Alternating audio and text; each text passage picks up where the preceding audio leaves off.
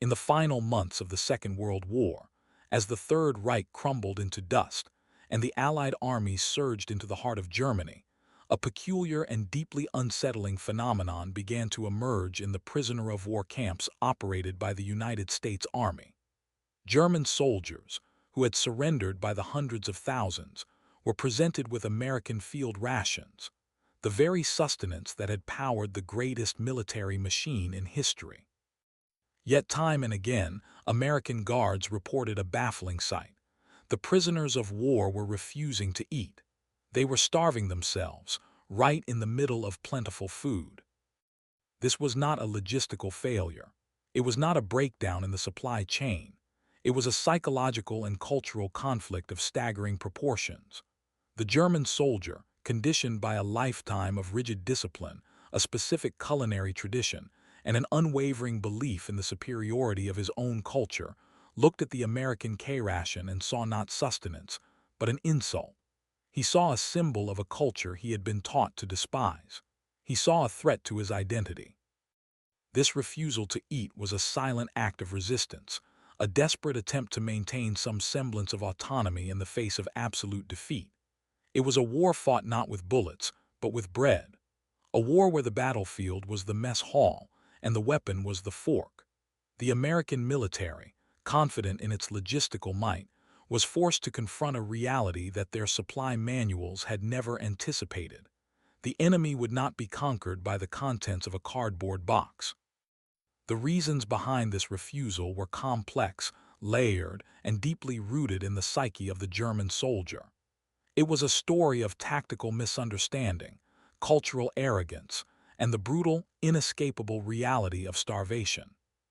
To understand why German POWs turned their noses up at food that millions of Americans were struggling to obtain on the home front, we must dissect the tactical blueprints of the Wehrmacht, examine the deep-seated cultural biases of the German people, and descend into the grim psychological depths of the prisoner of war camps.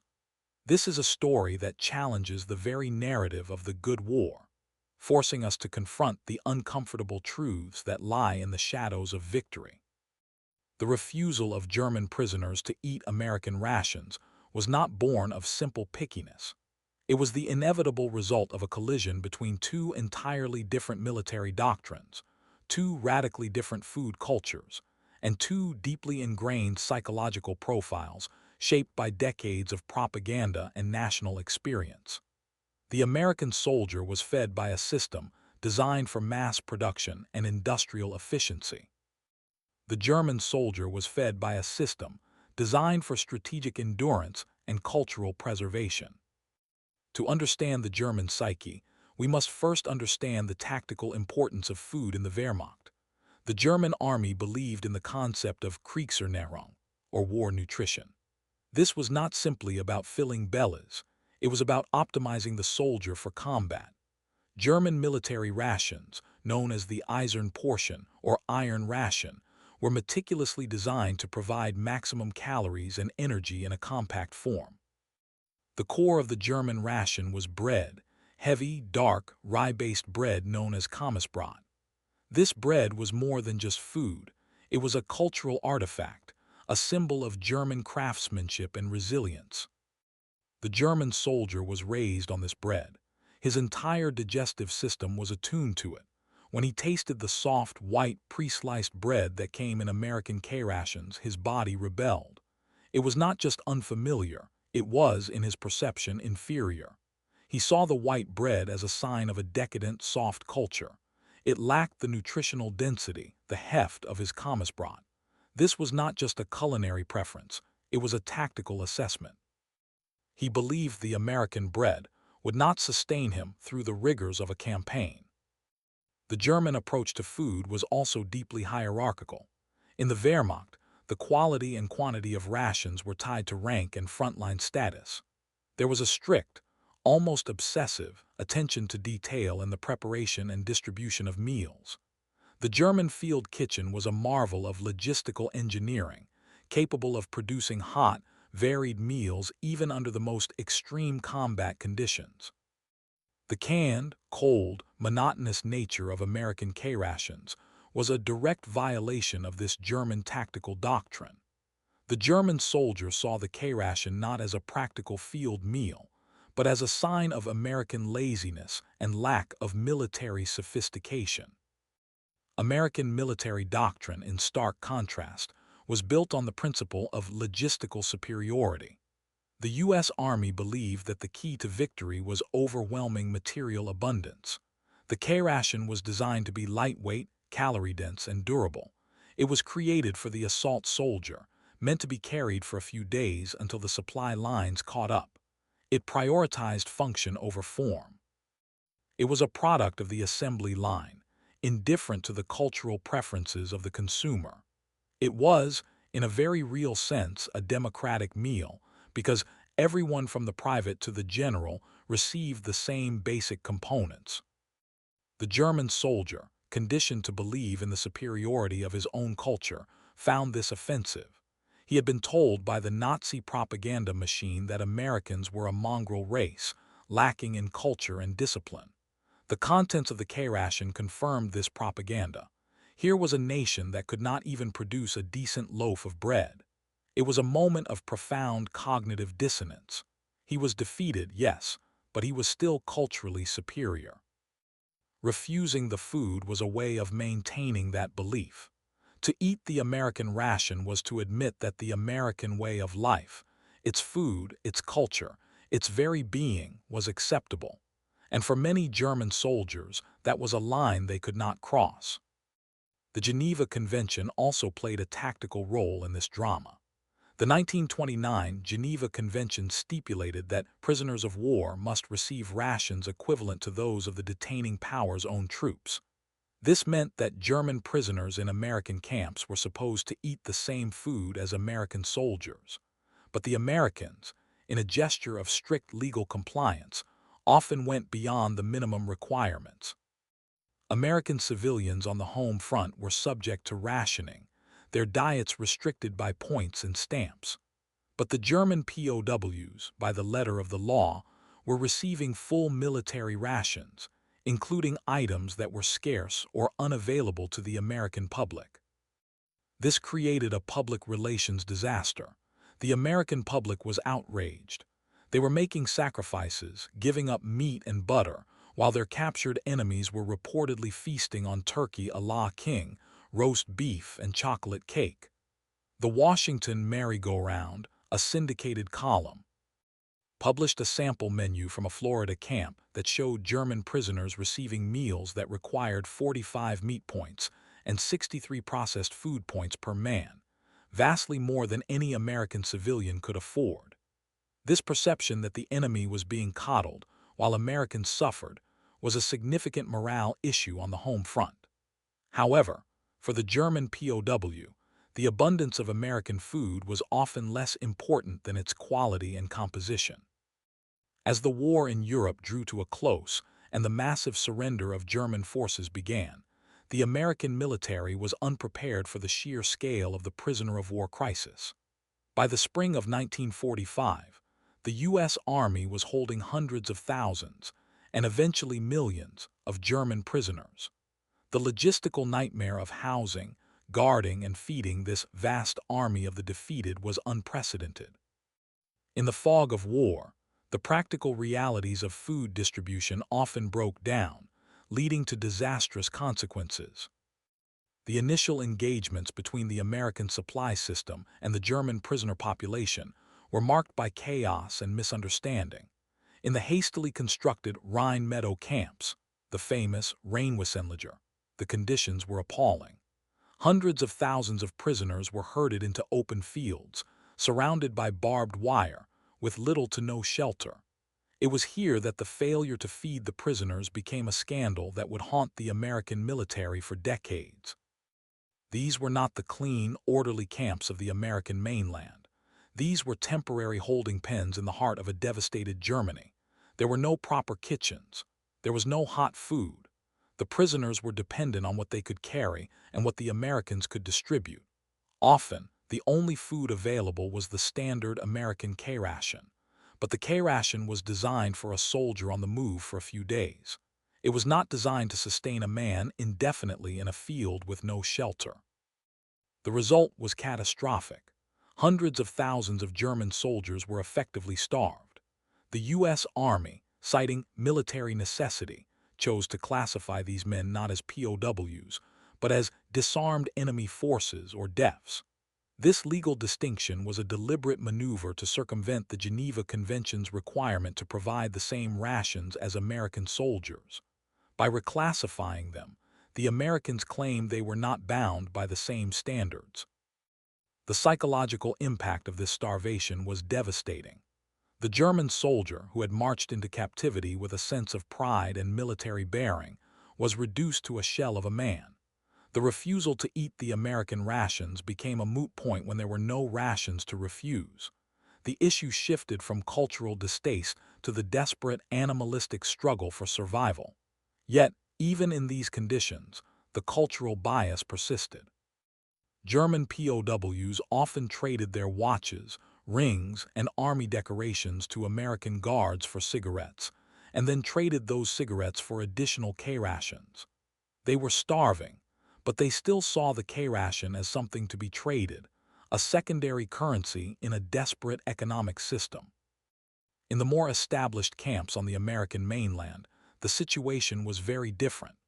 By the strict letter of the Geneva Convention, the prisoners were receiving not only adequate, but often superior, rations.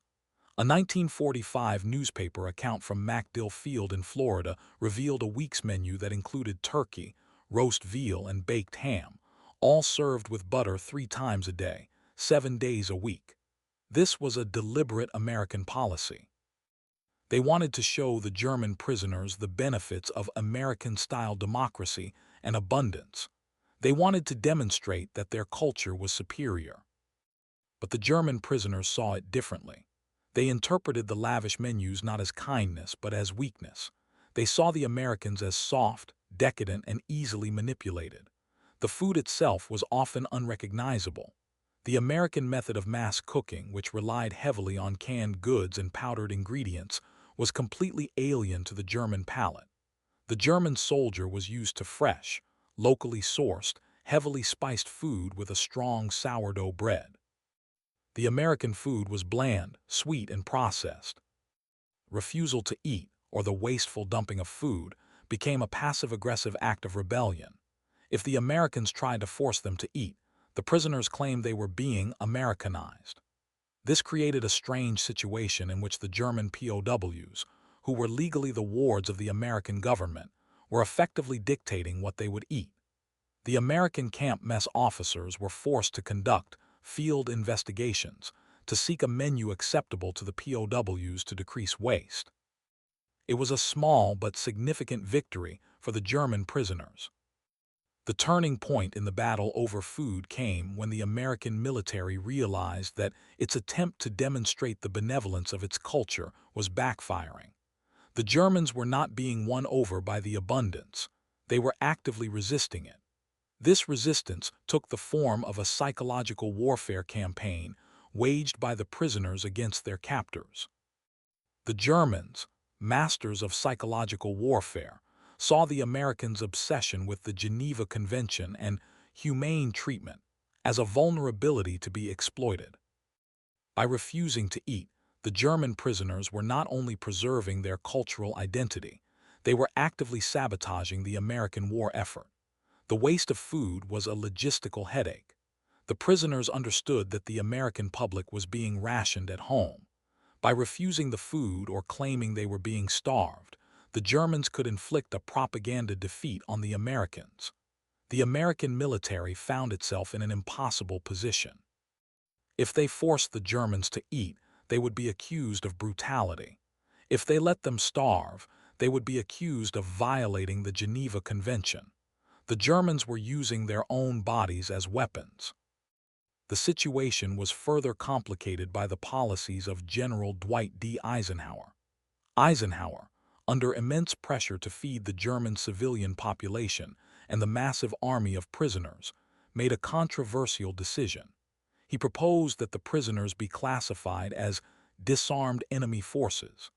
This was a direct violation of the spirit of the Geneva Convention, and it was a decision that has been hotly debated by historians ever since.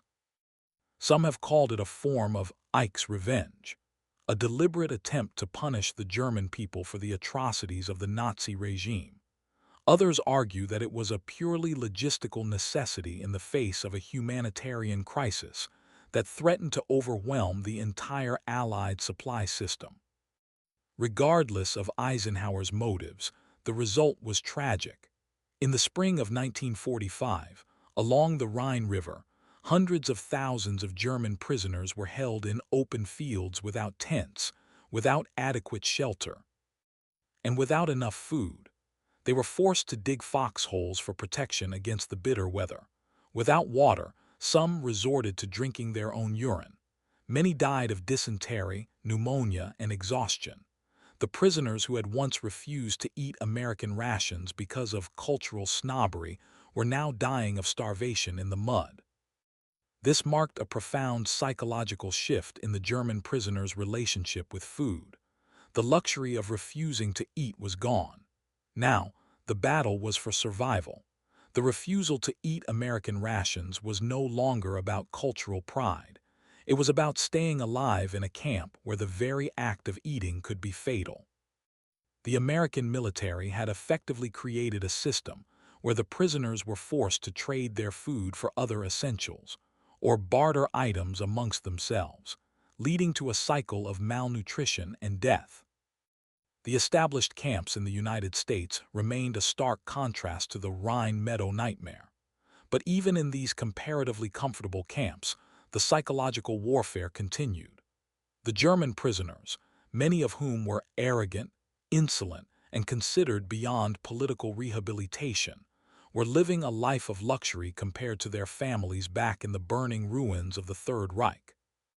They were being fed scarce foods that required 4 times the ration points allowed to an American civilian.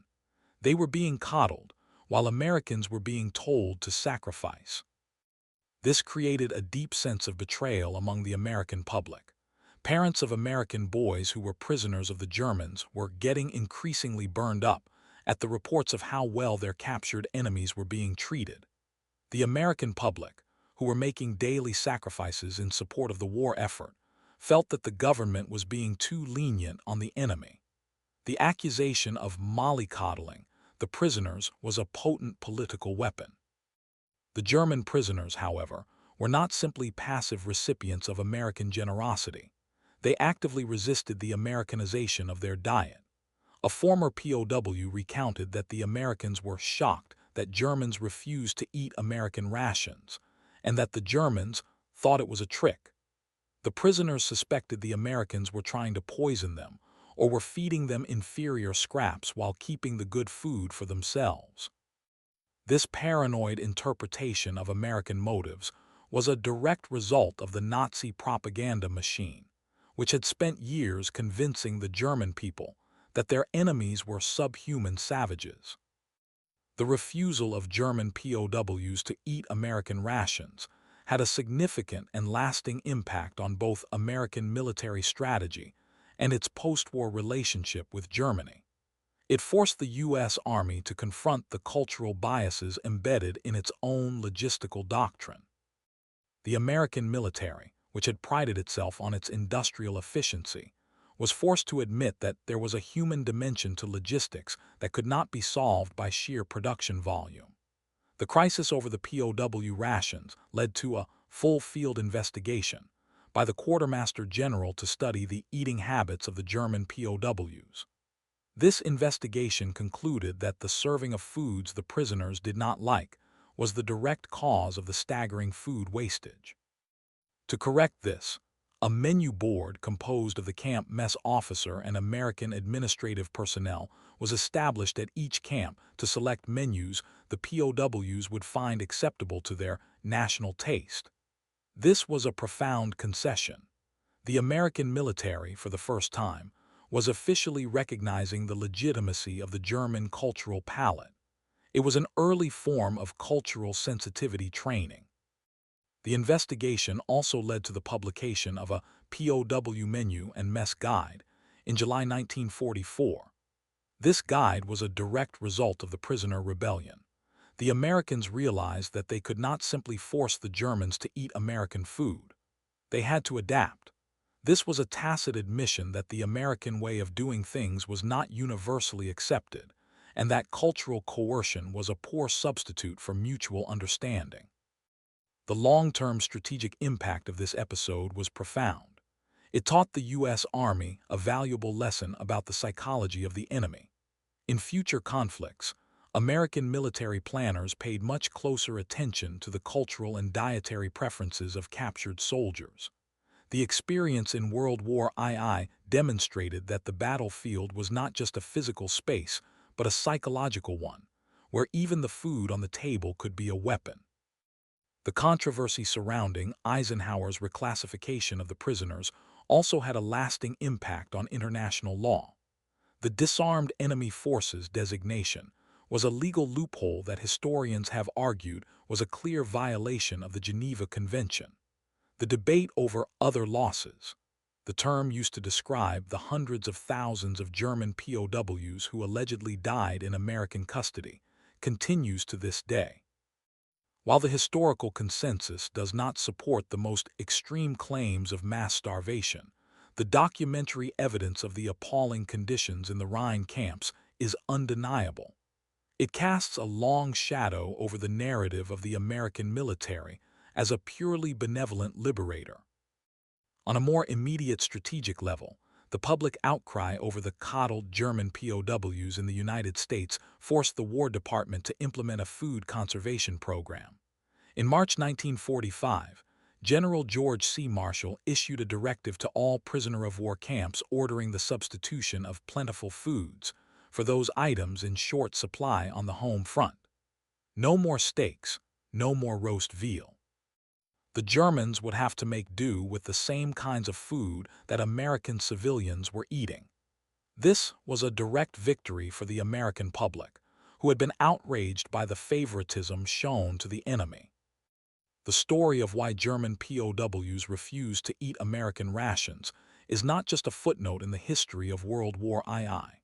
It is a dark mirror reflecting the complexities of victory, the psychology of defeat, and the enduring power of culture. It challenges us to think beyond the simple binary of good guys and bad guys, and to confront the uncomfortable reality that even in victory, there can be profound failings. The German soldier, stripped of his uniform and his weapons, was still fighting a war. He was fighting to preserve his identity, his sense of cultural superiority, and his dignity. Refusing to eat the enemy's food was one of the few weapons left to him. It was a silent, desperate act of defiance. It was a way of saying, "You may have defeated me in battle, but you will never make me one of you." This psychological resilience is a testament to the power of cultural indoctrination, but it also highlights the profound tragedy of nationalism. The American response to this defiance was a mixture of frustration, confusion, and, ultimately, adaptation. The American military, which prided itself on its logistical prowess, was forced to learn that you cannot win the hearts and minds of a defeated enemy by simply handing them a turkey sandwich. The American system was built for efficiency, not empathy. The ultimate legacy of this episode is a cautionary tale about the limits of power. Victory on the battlefield does not guarantee victory in the psychological war.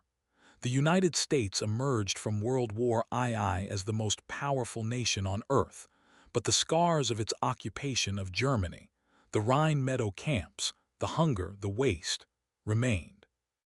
As we reflect on this history, we are left with a haunting question. Was the refusal of German POWs to eat American rations a sign of their incorrigible Nazism, or was it a last, defiant act of humanity? In the quiet desperation of the prison camp, where a man's identity was stripped away, the food he ate became the last bastion of his selfhood. In the end, the battle over the rations was a battle for the soul of a defeated nation. The American military, by studying the eating habits of its enemy, learned that sometimes the most important strategic objective is not to defeat the enemy, but to understand him. And that understanding, born in the grim, ironic reality of a prisoner of war camp, is a lesson that remains as relevant today as it was in the final, bitter days of the Second World War.